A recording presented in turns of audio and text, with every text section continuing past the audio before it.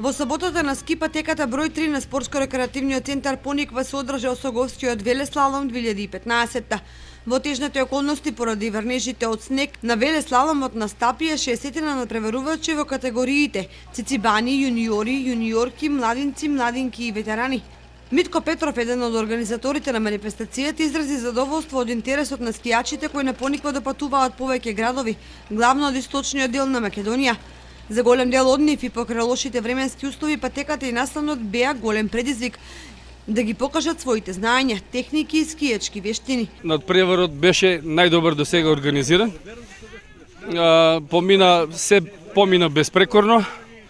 Значи, ние не очекувавме некој да се повреди или било што, значи такмичењето е најуспешно и такмичарите си ги зазедоа своите места, они кои беа недобрите се пласира, сега ги следува прогласувањето на истите. Има многу луѓе, многу надпреварувачи од Штип, од повеќе градови. Важно дека има дружба, има и од Скопје, дека се дружиме и така се поттикнува развојот на зимскиот туризам на оваа планина, затоа што е наше богатство од источниот дел на Македонија. За овој велеслалом мислам дека беше одличен и покрај лошите временски услови надпреварувачите успеа да стигнат до целта со малку потешкоти. Сепак најважно беше да имаме дружба, соработка и да си поминеме убаво.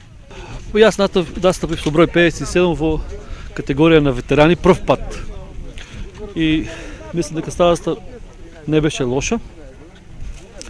Треба да биде ова традиција. Мислам дека има голем капацитет да се одржува ова традиционално секоја година и мислам дека можеше и порано да биде.